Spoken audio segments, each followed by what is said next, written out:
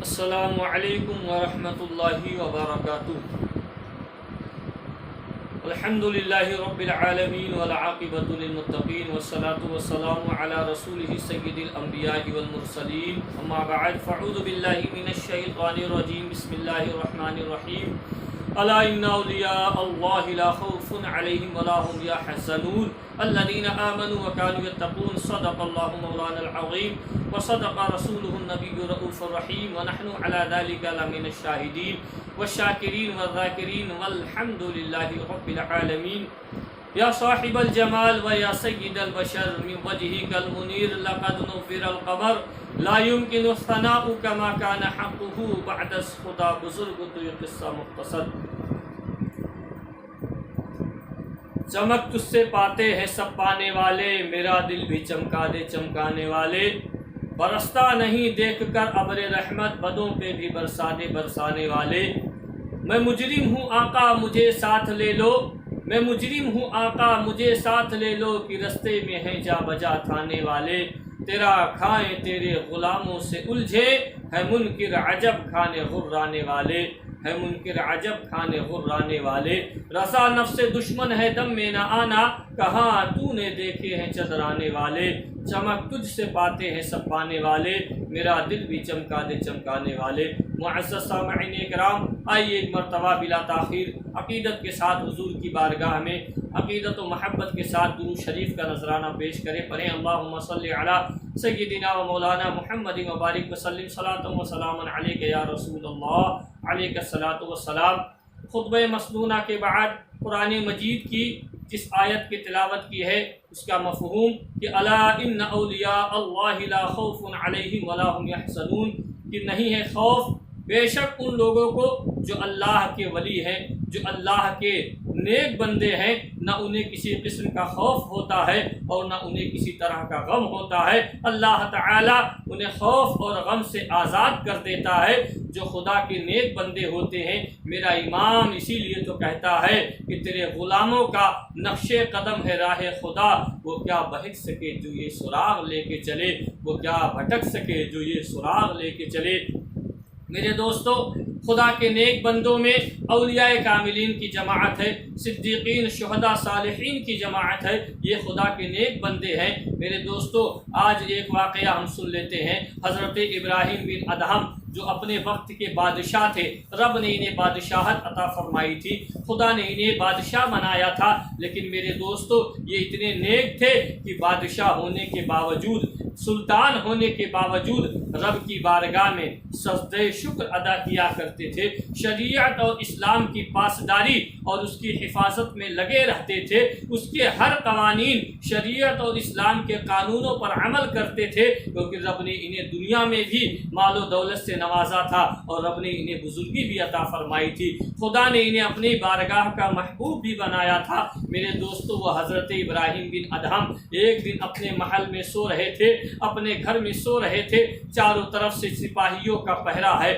بادشاہ ہے، گھر کے چاروں طرف سپاہی لگے ہوئے ہیں، لیکن رات کا تیسرا پہر ہے، رات کا وقت ہے، آپ نے یہ سنا کہ آپ کے چھت پر کسی جانور کے چلنے کی آواز آتی ہے۔ میرے دوستو، آپ نے ایک مرتبہ سننے کے بعد اسے انسنا کر دیا، لیکن تھوڑی دیر کے بعد جب پھر یہی معاملہ پیش آیا کہ آپ کے کانوں میں یہ آواز آئی کہ ان کے چھت پر کوئی جانور چل رہا ہے، کسی جانور کے چلنے کی آہٹ آ رہی ہے، تو آپ نے وزیر کو بلایا اور بلانے کے بعد کہا، اے وزیر، کیا ہمارے محل کے سپاہی کیا چاروں طرف نہیں لگے ہوئے ہیں؟ کیا ہمارے محل کا انتظام بہتر نہیں ہے؟ وزیر نے کہا، حضور کیا ہو گیا؟ آپ نے فرمایا کہ مجھے یہ محسوس ہو رہا ہے کہ میرے چھت پر کسی جانور کے چلنے کی آواز آتی ہے۔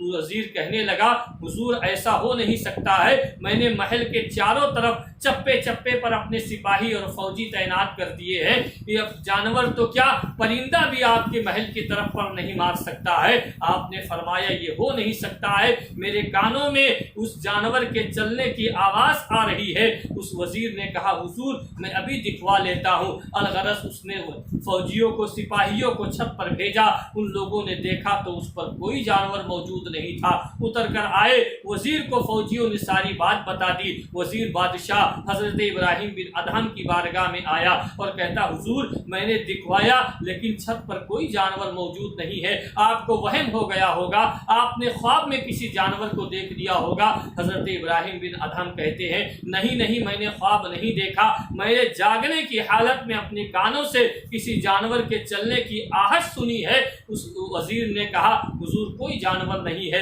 آپ اپنے کمرے میں چلے جاتے ہیں، اپنے حجرے میں چلے جاتے ہیں۔ تھوڑی دیر کے بعد پھر یہی معاملہ پیش آیا، تیسری مرتبہ، یہ رات کا پہر تیسرا پہر ہے اور تیسری بار یہ واقعہ پیش آیا۔ آپ پھر باہر نکل کر آتے ہیں، وزیر کو بلایا اور وزیر کو بلانے کے بعد آپ خود چھت پر گئے تسلی اور تشفی کے لیے کہ میرے دل کو اطمینان ہو جائے کہ حقیقت میں کوئی جانور چھت پر نہیں ہے۔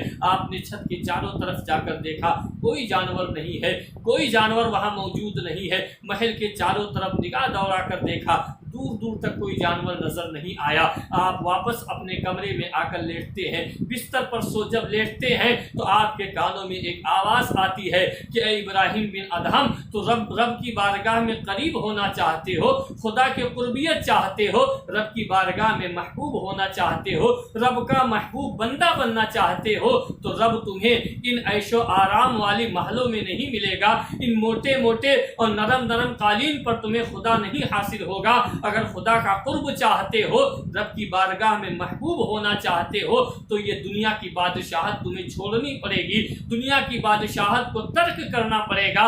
حضرت ابراہیم بن ادہم نے جب ان آواز کو سنا، اس آواز کو جب آپ نے سنا تو صبح آپ نے تہجد کی نماز ادا کی، فجر کی نماز پڑھائی اور اپنے وزیر کو بلایا اور بلانے کے بعد کہا کہ یہ لے، میں نے تجھے آج کے بعد بادشاہت دے دی ہے، میں نے اپنی بادشاہت چھوڑ دی ہے۔ وزیر نے کہا حضور رات بھر میں کیا ہو گیا، آپ نے ایسا فیصلہ کیوں لے لیا؟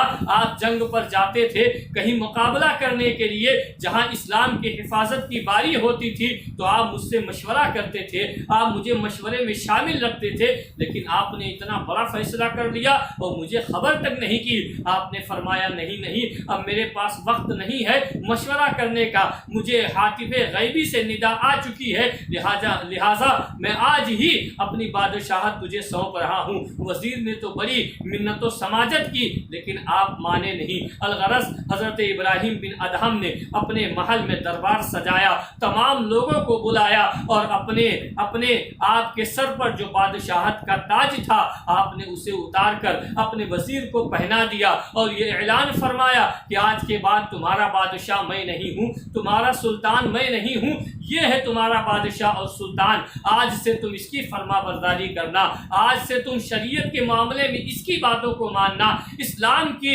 روح سے یہ جو کہے اس کی بات کو تسلیم کرنا۔ یہ آپ اعلان کر کے اور خطاب کر کے لوگوں سے آپ نے بادشاہت کا جوڑا اتار کے اسی محل میں ٹانگ دیا۔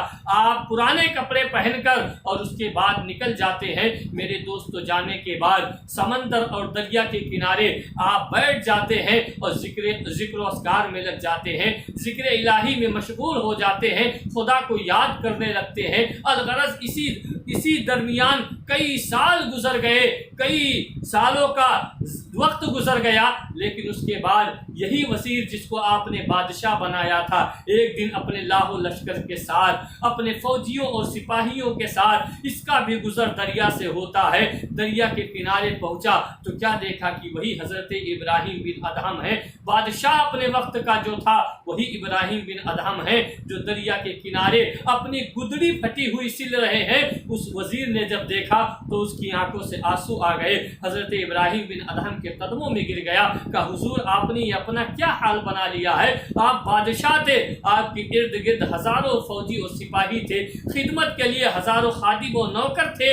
حضرت ابراہیم بن ادہم کو جب اس حال میں دیکھا تو اس نے کہا حضور آپ بادشاہ تھے، رب نے آپ کو بادشاہت عطا فرمائی تھی اور آپ کا یہ حال مجھ سے دیکھا نہیں گیا۔ الغرض آپ نے سوئی کو ندی میں پھینک دیا، دریا میں ڈال دیا اور उस समंदर की मछलियों को, दरिया की मछलियों को हुक्म फरमाया तो किसी के मुंह में सोने की सुई है, किसी के मुंह में चांदी हीरे जवाहरात की सुइयां हैं। आपने फरमाया नहीं नहीं, मुझे ये नहीं चाहिए, जिस गुदड़ी से को मैं अपनी सुई से सिल रहा था मुझे वो सुई वापस ला कर दी जाए। एक मछली अपने मुंह में हज़रत इब्राहिम बिन अदहम की वो सुई लेकर आती है और उसने दरिया के किनारे ला कर रख दिया। वजीर ने जब देखा तो बड़ा हैरान और परेशान हो गया। वो कहने लगा हुजूर ये मामला। हज़रत इब्राहिम बिन अदहम मेरे दोस्तों बड़ी प्यारी बात इरशाद फरमाते हैं। आपने फरमाया कि जब अल्लाह ने मुझे दुनिया की बादशाहत अता की थी, जब मैं दुनिया का बादशाह और सुल्तान था तो मेरी हुक्मरानी सिर्फ दुनिया के इंसानों पर चलती थी। मेरी बात सिर्फ मेरी सल्तनत और बादशाहत में रहने वाले लोग मेरी बात को मानते थे। लेकिन जब मैंने दुनिया की सुल्तानी छोड़ दी, दुनिया की सल्तनत को तर्क कर दिया, अब मैं रब के हुजूर लग गया हूँ, खुदा के जिक्र में मैं मशगूल हो गया हूँ, तो रब ने मुझे वो बादशाहत अता फरमा दी है। खुदा ने मुझे उस चीज़ का बादशाह बना दिया है कि आज इंसान भी मेरी बात मानते हैं, इंसान भी मेरी बातों को सुनते हैं। और दुनिया में रब ने जिन मखलूकों को पैदा फरमाया है, जितनी मखलूक हैं, अल्लाह ने उन सब पर भी मेरी बात को मानने का हुक्म लगा दिया है कि इब्राहिम बिन अदहम जो बात कहता है, दुनिया में रब के जितने मखलूक हैं वो सब इब्राहिम बिन अदहम को मानते हैं और जो हुक्म दे देता है इब्राहिम बिन अदहम के हुक्म को बजा लाते हैं। मेरे दोस्तों, ये वो सिला है कि जो अल्लाह वाले हो जाते हैं, जो रब की बारगाह में महबूब हो जाते हैं, जिनको खुदा अपना महबूब बना लेता है, उनकी शान बुलंद हो जाती है, उनकी शान निराली होती है। वो जो कहते हैं अल्लाह उसे पूरा फरमा देता है, वो जिसके लिए दुआ कर देते हैं खुदा उसकी मुश्किलें आसान फरमा देता है। इसलिए मेरे दोस्तों, हम और आप भी इन अल्लाह वालों की बारगाह में हाजिरी दिया करें और इनके वसीले से खुदा की बारगाह में दुआएं किया करें, क्योंकि अल्लाह इनके सदक़े में हमारी दुआएं कबूल फरमा लेता है, हमारी दुआएं कबूल कर लेता है और हमारी मुश्किलों को आसानियों में तब्दील फरमा देता है। मेरे प्यारे मुसलमान भाइयों, मेरे दोस्तों और तमाम मुसलमान भाइयों, आप लोग भी अच्छे काम करें, दीन के काम करें, दीनी काम करें, इस्लाम के रुकन अरकान पर अमल करें, दुनिया की रग़बत की तरफ न जाएं, बल्कि खुदा के ज़िक्र से अपने दिलों को आबाद रखें, ज़िक्र इलाही से अपना सीना शाद और आबाद रखें। इसलिए कि ज़िक्र इलाही ही मोमिन व मुसलमान के लिए मुतमईन और इत्मीनान होने का बेहतरीन ज़रिया और बेहतरीन तरीक़ा है। अल्लाह ताला हम तमाम लोगों को इस्लाम पर और इस्लाम के हुक्म पर अमल करने की तौफीक अता फरमाए। मौला हम तमाम लोगों को नमाज, रोज़ा, हज, ज़कात और अच्छे काम करने की तौफीक अता फरमाए और हम तमाम लोगों के छोटे बड़े सगीरा कबीरा गुनाह खुदा माफ़ फरमाए। हमें अच्छे और नेक काम करने की मौला तौफीक अता फरमाए। अस्सलामु अलैकुम व रहमतुल्लाहि व बरकातुहू।